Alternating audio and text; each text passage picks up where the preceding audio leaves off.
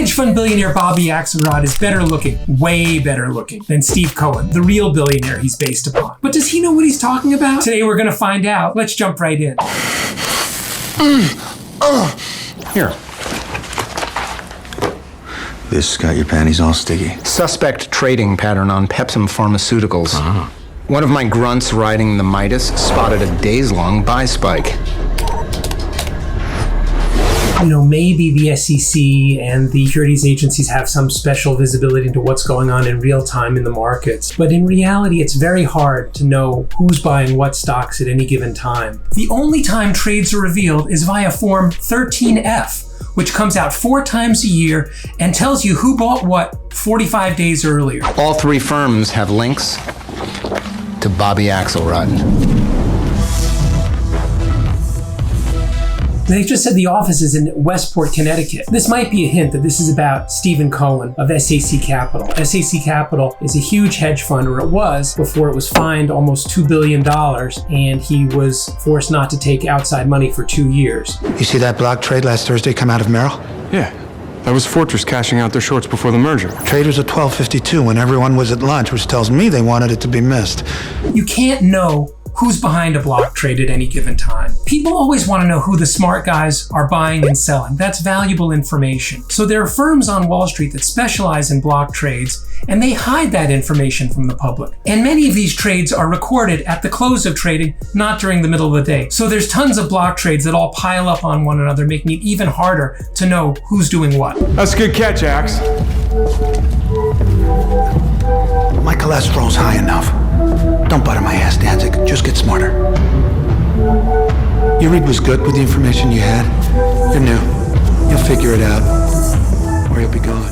What's really funny about this, the very best hedge fund, which is probably Jim Simon's Renaissance Technologies, the Medallion Fund, is only right with all their PhDs in computers and whatnot 51% of the time. 26 of ours put through college by the Memorial Foundation so far in this year's group. So let's bring them up. Let's give them a round of applause for their achievement. This scene is really also interesting. There's a firm called Cantor Fitzgerald, which had its offices in the Twin Towers, and many of the people who worked there died. And I believe that Cantor Fitzgerald took care of the families of the people who died. Bobby Axelrod is Mike Tyson in his prime. Axe is a folk hero in this town. The guy gave the New York City Firefighters Foundation $100 million. We need an opening, however small. Then we get the guy the moment that he's gettable, just like the others, but not if there's a chance we lose. Yeah, this is a great collection of all the scandals. The Giamatti character seems to be based on Preet Bharara, who was the U.S. attorney who did prosecute Cohen. And they really do seem to have done a very good job of taking the real events and mapping them into the show. I just had to sell the Oceanus. Rake just loved that boat. You know me, I never set foot on a yacht until I started dating Bobby. In Inwood growing up, the only boating we ever did was the Staten Island Ferry. Now, the Staten Island Ferry is actually the best deal in New York City. There's rules around how much it can cost to go to City Hall from anywhere in the city, which is why the city subsidizes the Staten Island Ferry. I think it costs them like 10 or 12 bucks per ride, but the fare is much lower. And if you're ever in New York City and you want to see the harbor, don't get on some tour boat. Get on the Staten Island Ferry. It goes right by the Statue of Liberty and come right back. It's an absolutely great trip. I just lost my mojo somewhere along the line, and you're Mrs. Mojo, so I booked the appointment. It's Dr. Mojo. There are firms, most famously Tiger Management, run by Julian Robertson, that had as the COO of a firm a pretty famous psychiatrist named Dr. Aaron Stern. And they would just try to keep the team, performing at a high level, almost like a sports team. Now, I want you to go back to your Bloomberg and cut bait on your losers. A psychiatrist telling a trader which stocks to buy and sell and to let go of the stocks that he's held and are beaten down, I don't think that would ever happen. Oftentimes when a stock is down, it's a better investment than when it was up. Here's the big conflict in the show. It's that the district attorney's wife is the psychiatrist at the hedge fund that he's trying to investigate.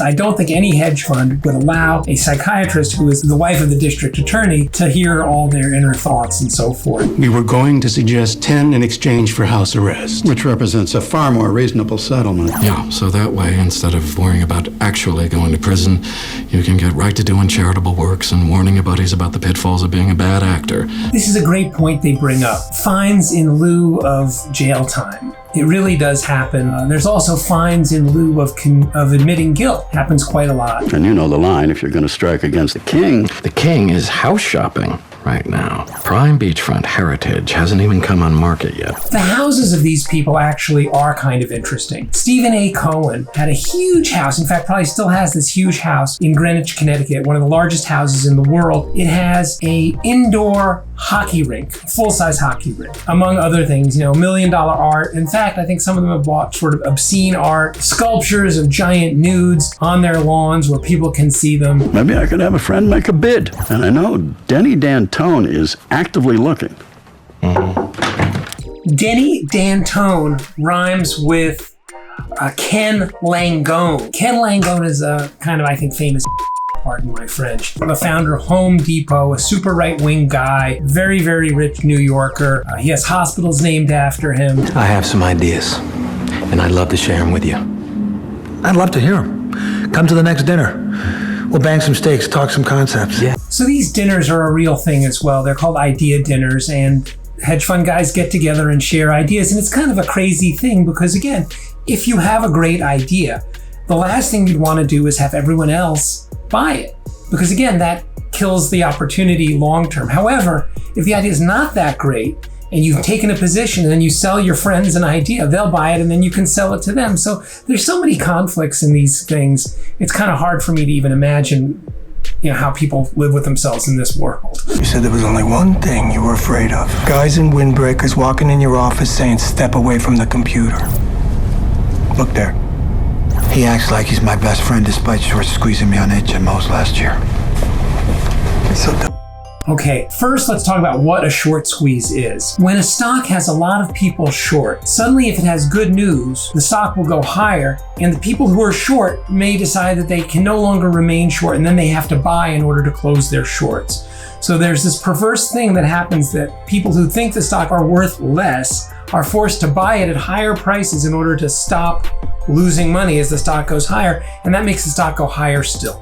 That's a short squeeze. He acts like he's my best friend in spite of short squeezing me on HMOs last year. No single person can short squeeze anyone else. The entire market, with all the people who've gone short, have all effectively put themselves in a position to be short squeezed. Your daddy's got a little place out there. He must let you use a bedroom some weekends if you say please. Walk away. I should. But then again, what's the point of having screw you money if you never say screw you? Here, they're really pointing out that public officials, even if you're the U.S. attorney, you only make maybe $100,000, $200,000, $300,000, $400,000 a year at most, which is literally like, mattress change or couch cushion change for a hedge fund manager like this character.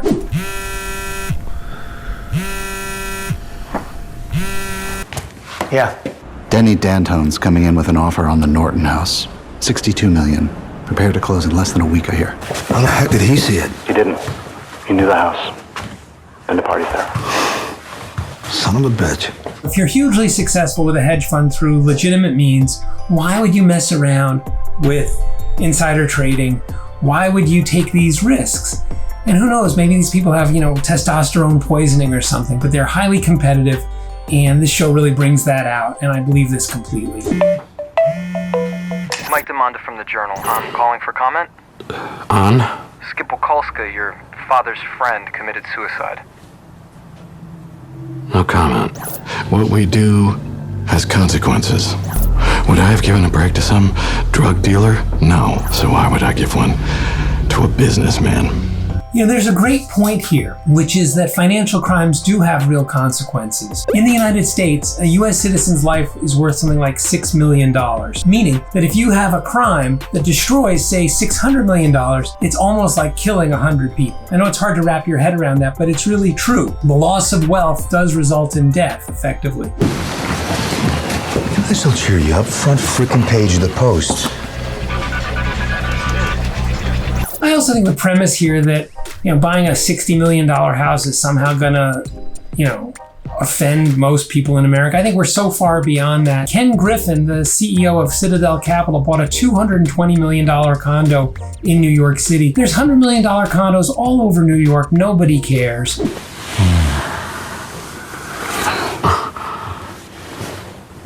hurts. I'll bet it does.